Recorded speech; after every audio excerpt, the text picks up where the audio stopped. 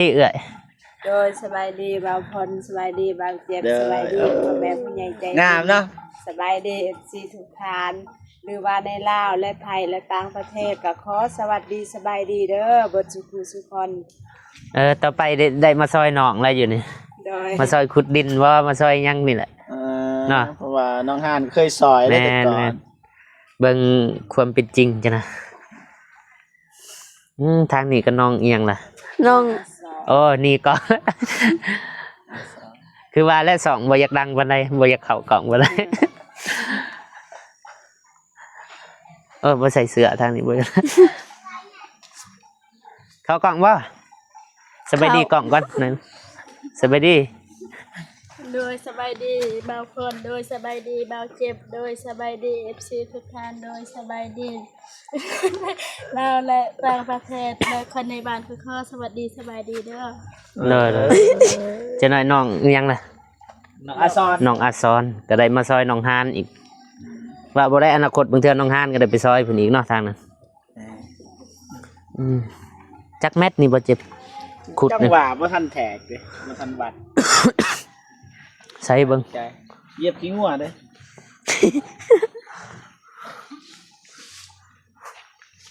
6 เมตรได้แล้ว6 เมตรได้บ่6 เมตรได้อยู่แถวนี้กลัวแล้วไปทางเตะต่อก็ได้3คนดังนี่มาเจอกันอยู่นี่หลักๆเตะต่อ4กับเบาเจ็บนี่เอาเดี๋ยวบ่ฝน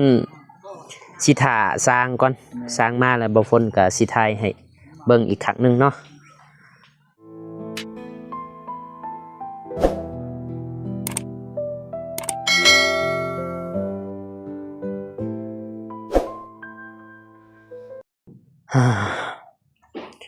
กับทักทายสบายดีเด้อสวัสดีพ่อแม่พี่น้องเบิดสุขุสุคน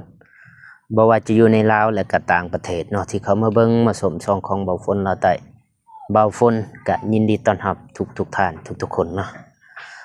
ตอนนี้เบาฝนแล้วก็เบาเจ็บก็ได้มาหาน้องฮานเนาะมาถามมาอัปเดตมาหาสร้างมาปรึกษาเรื่องที่ว่าจะเฮ็ดบ้านหรือว่าเฮ็ดเรือนของน้องฮานเป็นจะได้ก็มีแต่ว่าถ้าฟังจากสร้างเนาะถ้าฟังคำตอบจากสร้างแล้วเขาสิเริ่มแต่ได้หาใส่ก่อนเบาฝนบริมาอะไรมีการเปลี่ยนแปลงเนาะเบาฝนกับ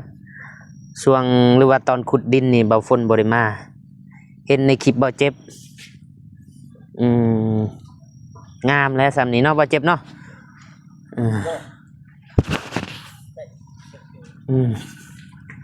ใช่ไหมเบาเจ็บสบายดีเบาเจ็บโดยสบายดี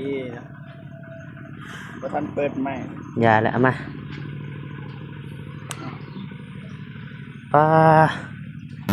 ได้เพื่อนลังนึงแล้วอยู่นี่เอาไหมนะครับขออนุญาตเด้อ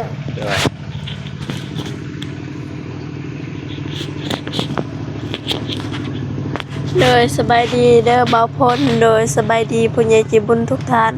และ FC ทุกท่านหรือว่าอยู่ในลาวและไทยและต่างประเทศก็ขอสวัสดีสบายดีเมิดสุขุสุคนเด้อโดยมายืนนี่กันพวกน้องขุดเองวะนี่โดยจะค้นขุดนี่คอยพอ4 คนจักมือขุดนี่แหละ3 มือโดยกับมือนี้ถือว่าประหยัดเงินรายเติบแล้วเนาะประหยัดเงินบ่มีเงินอันแรกมันประหยัด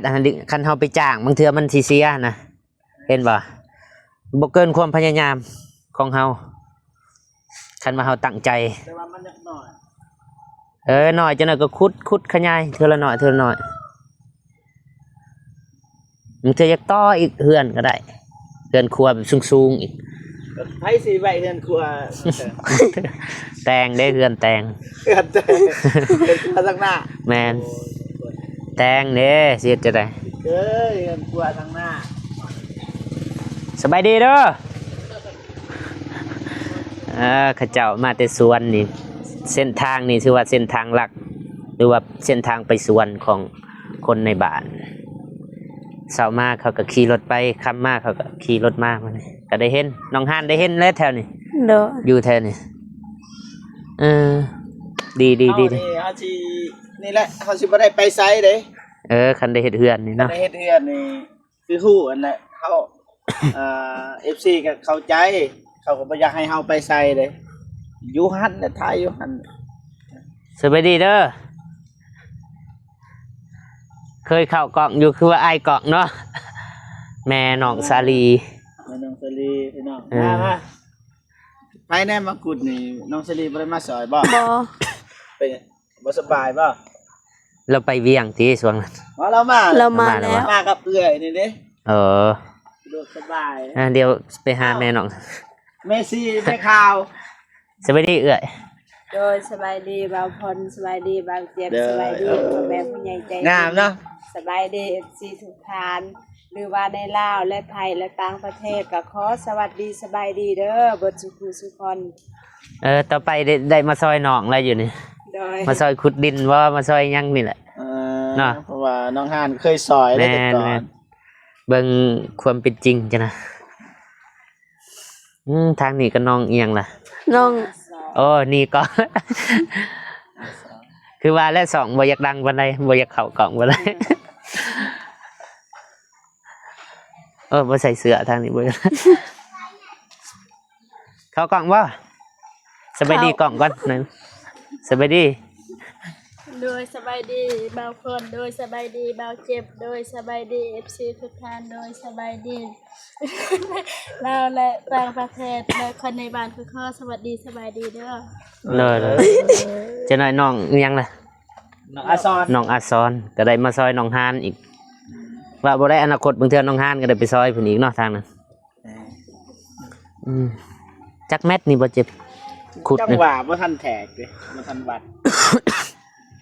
ใส่เบิ่ง ใจเหยียบขี้งัวเด้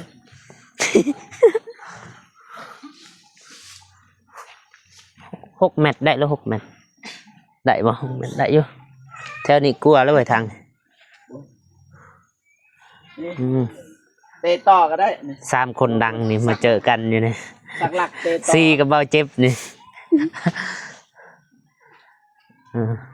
เอาเดี๋ยวบ่ฝนสิท่าสร้างก่อนสร้างมาแล้วบ่ฝนก็สิถ่ายให้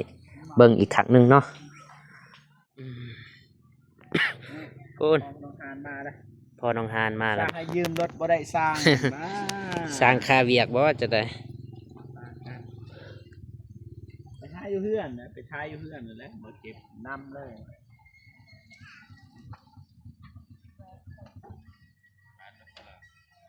ได้จักบ่พี่น้อง น้องอาซอนอ่าน้องอาซอนก็แม่เสียใหม่ๆนี่เนาะ โดย เสียใจนำเด้อน้องเนาะ โดย เจ้าสู้ต่อไป สบายดี สบายดี ได้ สบายดี สร้างได้คืบหน้า เรา สบายดีบางคน กำลังเราเลิกงานเนี่ยก็สิไปคือกัน เจะนายเรามาเปล่า เรามา ได้ดี สบายดีเด้อบางคน เด้อมีแต่ทาแล้ว โอ เนาะ เคมันจะล่อท่าเลยสีทายมันยาวมันก็ไม่บ่มีความหมายแล้ว แม่ ข้างหน้านี่เช็ดเบื้องนั่นบ่ไอ้นี่ เออ ปีนหน้าไปฮัดเนาะ เออ อ่า เออ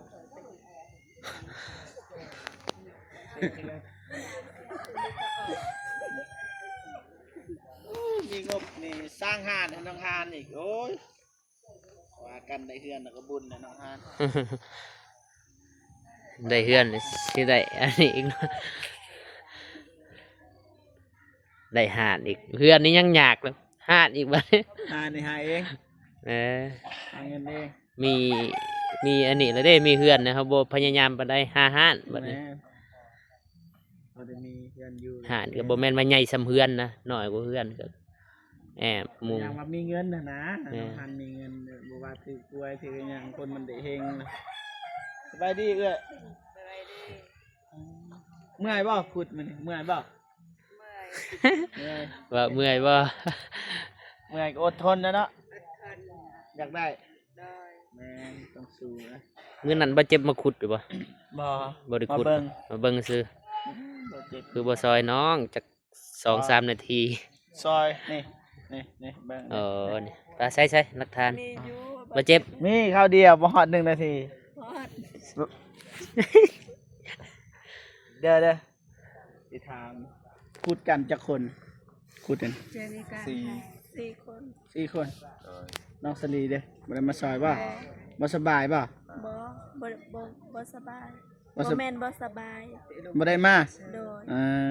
ก็ยาแล้วบ่เป็นหยังมื้อหน้าบางทีน้องเพิ่นมาซอยก็มี เพิ่นก็มาแต่เวียงใหม่ๆบางเทื่อเมารถแน่อยู่ฮะ แล้วครับเมื่อย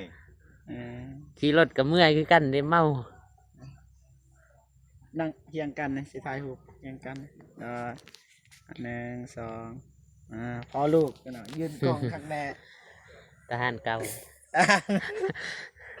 เอ่อ ตอนนี้สร้างก็มาฮอดนะสบายดีอ่ะ สบายดี เด้อว่าเจ็บถามมานะอยาก เปิด เปิด แฟลชบ่ได้จะเปิดบ่ฝนเปิดแฟลชบ่ได้ อ่ะ สบายดีเด้อเด้อ สบายดี เด้อคือกัน ครบหน้าครบตามันโคมมาบัดนี้อยู่หั่นแหละพอดีแหละกระยาละมันยังกบอยู่ ทำยังกบยังเขียด แหม่ ไม่ได้ว่าสิถามอ้ายคือเก่าหั่นแหละแบบ ทำได้อยู่แล้ว นี่นะแบบซ้ำตังเซาแล้วก็มุ่งให้นี่นะอ้ายสิเอาเท่าไหร่นะ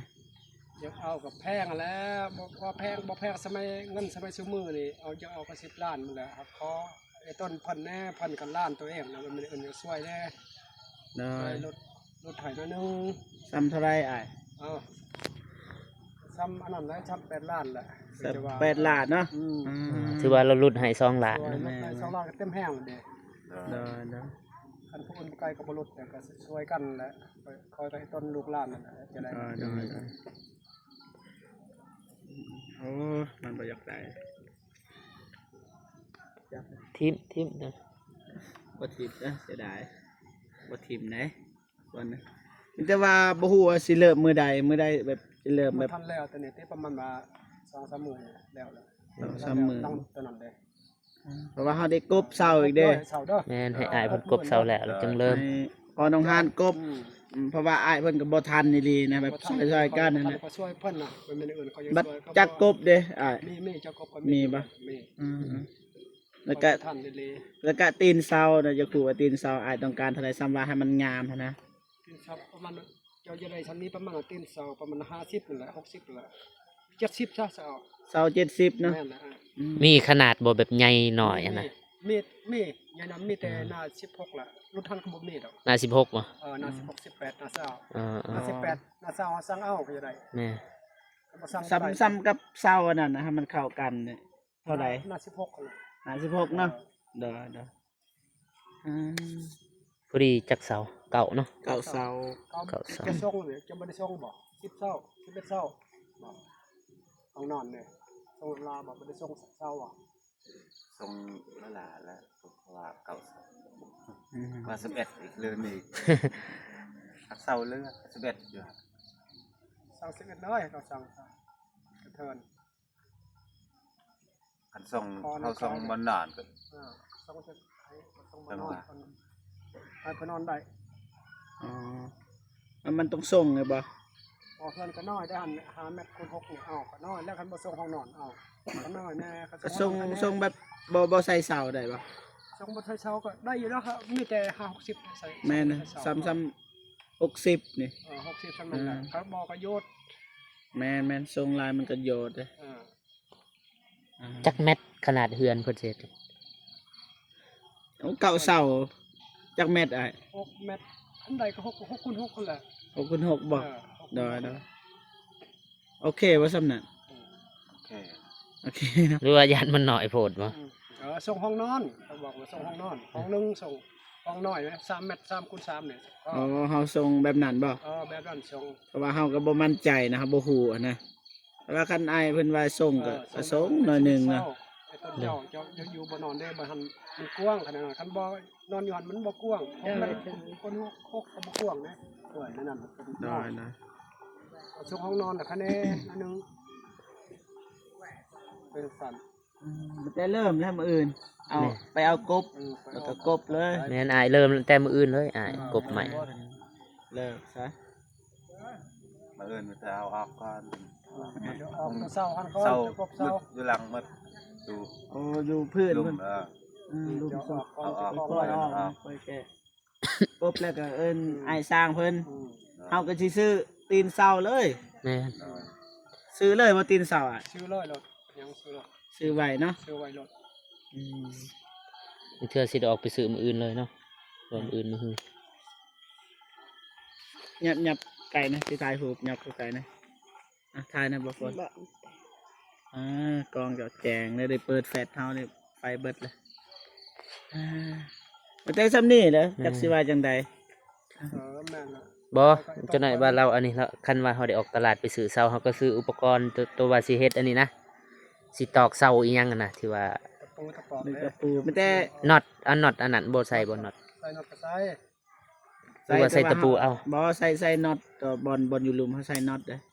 อยากให้มันแน่นะแต่ว่ามันก็บ่หลา ใส่ ย น็อตจันเก้าเสาก็18น็อต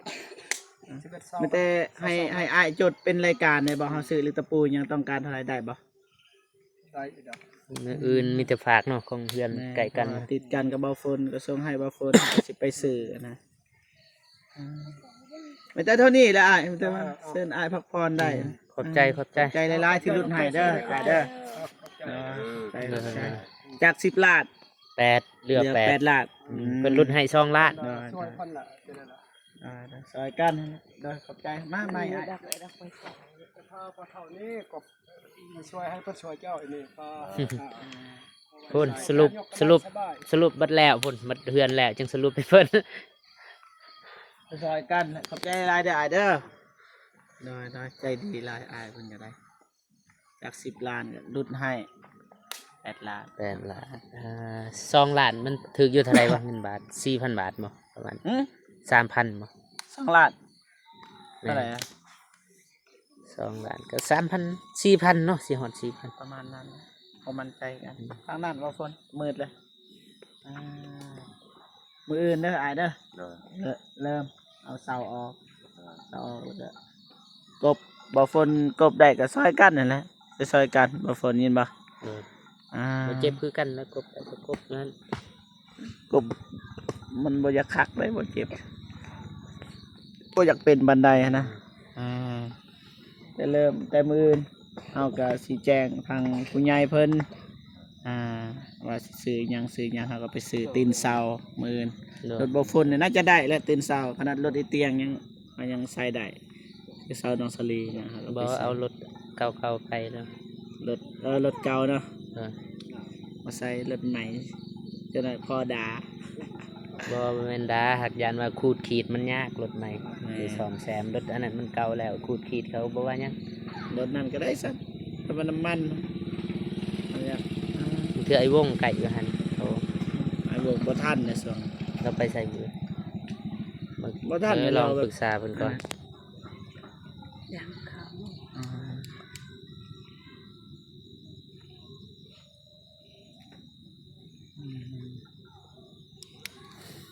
ต้องอาหารไก่และ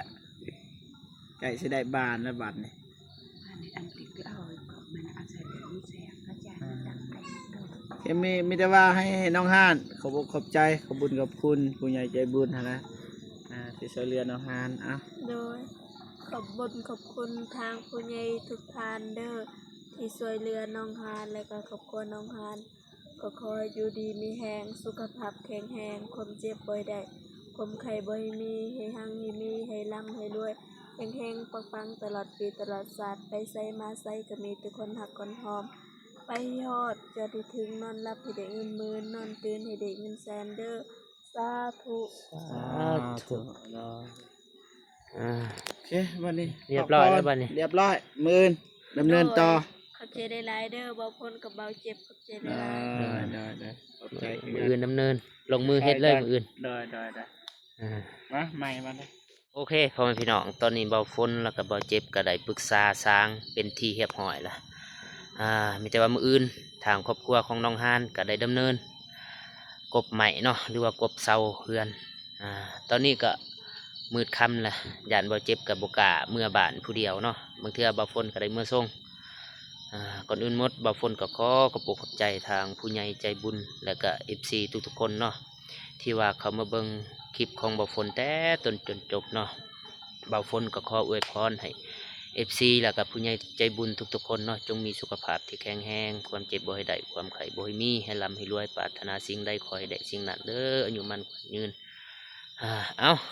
บ่าวฝนแล้วก็บ่าวเจ็บก็สิขอเดินทางกลับก่อนนะพี่น้องพอกันคลิปหน้าสำหรับคลิปนี้บ่าวฝนขอกล่าวคำว่าสบายดีเด้อ